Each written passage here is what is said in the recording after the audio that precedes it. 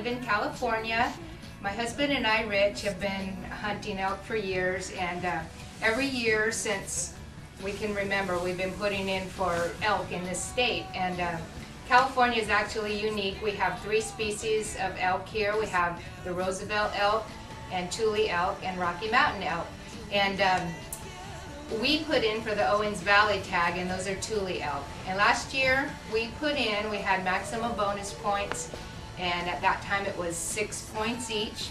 And I think for that Owens Valley antlered bull tag, there were over 200 people who put in for that tag also with maximum bonus points. So our chances of getting drawn were like 1 in 50. So, oh, and by the way, I just want to apologize. The film quality is kind of poor. We didn't realize, but there's salt brush in that marsh, and it got all on our camera and on the tape.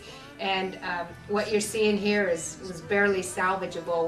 We're lucky to even have this footage, but you can get the idea. I mean, you can see it. It's just not the best quality video, so we apologize for that. Anyways, when I drew the tag, it was really exciting. Our friend Brandon, who lives up in Bishop, we immediately called him, and he started scouting elk for us every day after work.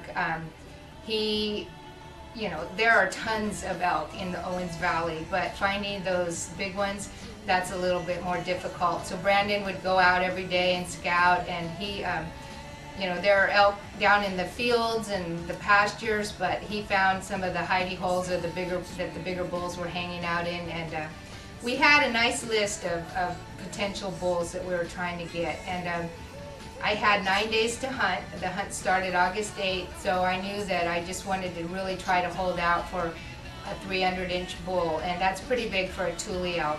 Hope and Young minimum is 225 inches, so to get a 300-inch bull, that's you know, quite high hopes, but that's what we were hoping for, and Brandon did see a few that we figured would go to that, would measure 300 inches.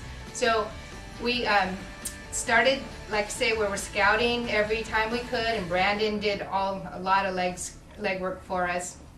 But the day before season started, Richie went up there, and Rich and Brandon had actually found a whole nother group of elk that they didn't know about down in the river area of the Owens Valley. So we decided to hunt those elk, and the only way we could get to them was with waders, because that river was it was chest high at, you know, in the best of points. Some places we really couldn't cross it hardly anywhere. There were just a few places where we could cross it and not get water down our waders. But we hunted opening morning. There were 5 or 6 bulls bugling all around us, and we were working toward what we thought was a herd bull. We could just kind of tell it was a herd bull because he was sort of moving off, and we figured, and we did hear cows at one point, so we were trying to catch up with him and get him to come back, but it wasn't really working out. But we stayed on him, and in the process we pulled in a few smaller bulls. We got a little 7-pointer, came within 20 yards of me, and that was fun. You know, you can't see them till they're right there. They're clomping through the tules and the mud, and you know, out he stepped with cattails all over his antlers. So that was pretty exciting, just seeing him like that. But we pulled in another one like that, and we never did. Well, then we continued working that herd bull, and we were within 75 yards of him, but he didn't want to leave his cows. But we finally got him to get up and take a look at us. Richie raked on a little shrub finally. The cow calls and the bugles weren't working, but when he raked a bush, that worked, and the big bull came out. But my only cover was cattails. I'm sitting there hunched down in some cattails, and the sun's full down upon me, and I had no shade. And when the big bull came out, he saw me immediately. I never got a shot. He just saw me, and he left the country. And then we pulled in another elk, a big one, and he came by. I mean, but there were so many cattails, you know, I'd zig and he'd zag, and I could never get a shot at that other bull. He was about 43 yards from me, and he was a good one. So now we knew the caliber of bulls in that area. So we left at lunch. It was about 90 degrees, and went and had some lunch, and we actually looked at another bull we'd been pre-scouting.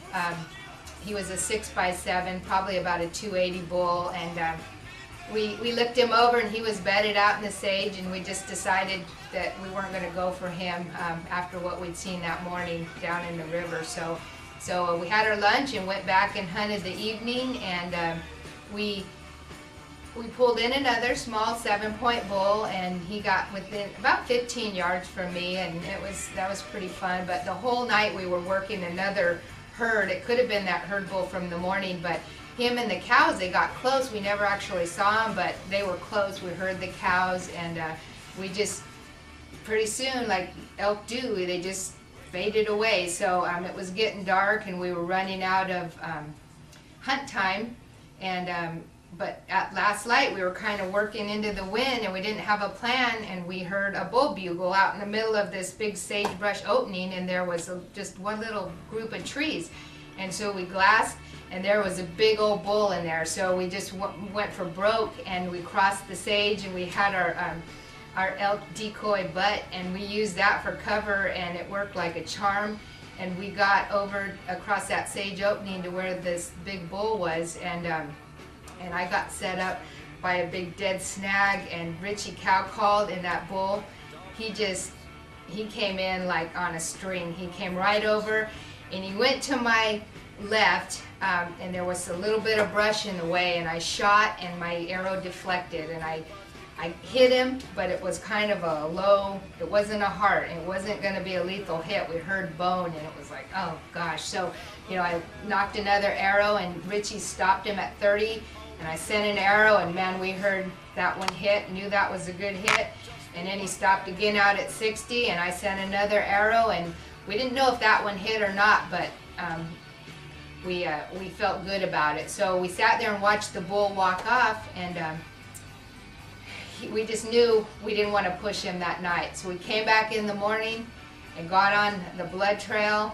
and there was no doubt that bull was going to be dead. And we found him right where we had last seen him the night before, right before we lost our daylight, and he had just sank down there in the brush, and that's where he expired. And we found him the next morning, and man, we couldn't have been 3 happier people. So we set about our work of cleaning him, and like I always say, when you kill an elk with a bow, and when it comes time to clean, it's a labor of love, and no matter how hard you work packing out the meat, there's no better feeling on earth than when you recover that animal. And I was just thrilled. This was a bull of a lifetime. He was 7x9, and he scored 301 gross, and I just couldn't have had a better hunt. It was amazing.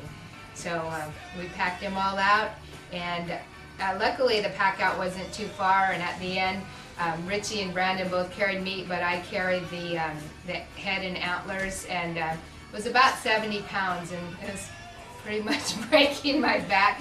I couldn't stand up straight, or I knew I was going to flip over backwards, but I got him up to the car, and it was just, we're still on cloud 9, and it's been almost a year, so